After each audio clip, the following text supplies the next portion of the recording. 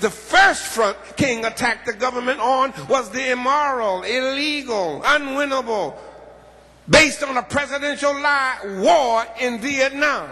The second front that King attacked the government on was its policies against the poor. The rich can only stay rich by keeping the poor poor. King lost all of his popularity when he stepped out of the spiritual realm over into the financial realm, as if the two are not intricately intertwined. And Jesus did the same thing. When you tamper with the financial system, the faith-based folk in bed with the government get upset. I'm in the text. Mark 11 verse 18 says, and when the chief priests and the scribes heard how Jesus was fooling with the finances, their financial sweetheart deals that kept the government off their backs, kept their doors open, and kept the Benjamins coming into the preacher's pocket, not to the poor, the preachers. When the chief priests and the scribes saw and heard how Jesus had crossed the line, you talking about hate and hateration? Look at the verse. They kept looking for a way to kill him because they were scared of him. Here is a preacher going against the government's way of doing things, scared of him. Here's a preacher tampering with the financial system set up to keep the rich rich, to make the bishop fatter, to buy another Bentley, to fly another Learjet. They scared of him. Here is a preacher not only out of the box, he is out of control and he needs to be put down. So when he comes back into the temple after tampering with the status quo business as usual, verse 27, again, there it is. I told you to watch that word again. We were coming back to it. It says again, after coming to Jerusalem. The first time, coming into the temple and looking around, seeing what was going on, seeing preachers in bed with politicians. Again, after coming to Jerusalem the second time and coming into the temple and turning the mother out. Again, verse 27 says, they came to Jerusalem the third time, came back in from Bethany, and as Jesus was walking in the temple, the chief priests, the scribes, and the elders, those who hated him and wanted to kill him, Mark says, they stepped to him with the authority question. By whose authority do you tamper with a financial system put in place by a faith-based grant? By whose authority do you dare mess with the flow of a system approved by the White House in Rome?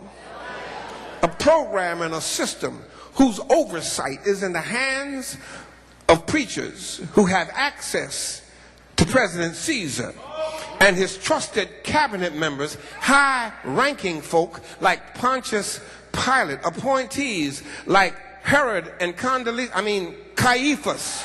Herod and Caiaphas.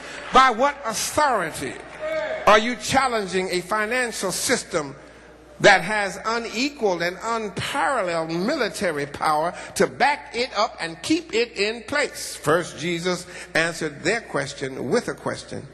And then Jesus told a parable which made them look bad. Now back to verse 12. When they realized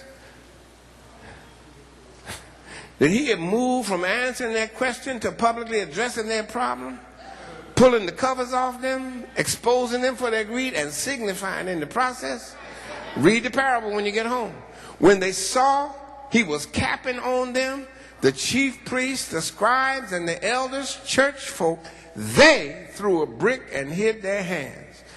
They got them some Pharisees and some Herodians, and they sent them to trap Jesus by what he said. Now, first of all, you got to look at who they got. This is the second set of haters, hand-hiding haters that are in the spotlight of today's text. The Pharisees and the Herodians. Look at this unlikely concoction. Look at this unheard of and unholy alliance. The Pharisees, those are the holy folk. They follow the religious rules down to the last jot and tittle. In fact, they make the rules and they monitor the rules. They interpret the religious rules and they enforce the religious rules. They major in minors and they are the masters of the minutia. That's the Pharisees. Now, the Herodians, these are influential influential, important, well-heeled, rich, powerful business people in Jerusalem who had a lot of influence and influential people with high standing. They walked lockstep with Herod. They were well disposed to Herod's rule because they benefited from Herod's policies. Herod was supported by them, the rich. Herod was in bed politically with the oppressor. You got the religious elite and the business elite. You got the pious folk and the political folk. You got folk who don't even talk to each other normally, folk who won't even speak to each other, in their heads together to trap Jesus. Haters are like that, don't you know? Folk who don't even like each other will bury the hatchet just long enough to come after you and to hang you. Folk who stood at opposite ends of the pole spiritually get together, or more accurately, are called together and bond together to come together to trap Jesus. They put a political question to him with financial and patriotic implications hidden in the question. Haters are tricky like that, y'all. Jesus says you got to be wise as serpents, because the snakes you fighting ain't no dummies. They stay awake at night, plotting and planning, scheming and putting their stuff together. A political question, look at it, with financial and patriotic implications embedded in the wording of the question. So we can trap you no matter how you respond. Look at them, look at them. The chief priests, haters. The scribes, haters.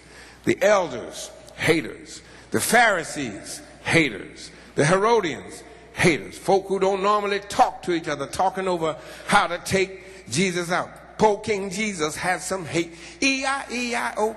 With a hate here and a hate there. Here a hate, there a hate, everywhere hate. A political question. We got him now. Put something about the president in there. Ask him about the emperor. Fix it up first by reminding him how he doesn't regard one person as being superior to any other person. And then ask him about George W. Caesar. Yeah. Then slip in the financial piece. Since he want to mess with the temple funds, we'll fix him. He act like he don't know some of the faith-based money belong to the government. Put the piece about taxes in there. See what he say. We got him sure enough now. Throw that brick. If he goes against, he's unpatriotic. That's a threat to homeland security. And we can silence the King of Kings just like the haters silenced Martin Luther King. They had their stuff together trying to trap Jesus. But look at verse 16. Jesus, it says, but Jesus knew their hypocrisy. You don't let other folk who have problems with you make their problems your problem. But Jesus, it says, knew their hypocrisy. You got to get up early in the morning. In fact, you can't get up early enough in the morning to go against the one who neither slumbers nor sleeps. And that is my message for believers and non-believers in the opening decade of this 21st century. Instead of trying to trap Jesus on what he says about the government, right-wing conservative neocons, radical right-wingers who want all of these colored immigrants to go back to wherever just authorized over $1 billion for a concrete wall to keep Mexicans out and ain't got the money to fix the wall or keep water out of New Orleans.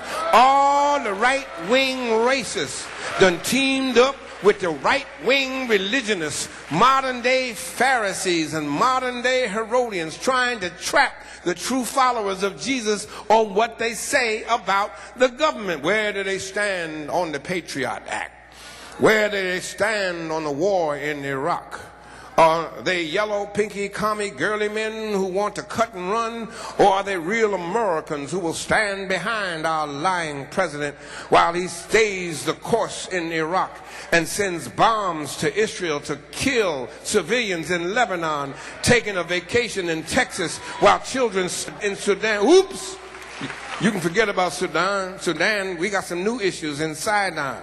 Where do they stand on the important governmental issues like tax breaks for the rich, burning the American flag, and the federal marriage amendment? We can get them on these tax questions. In fact, we can get them on this sex question. Federal marriage amendment.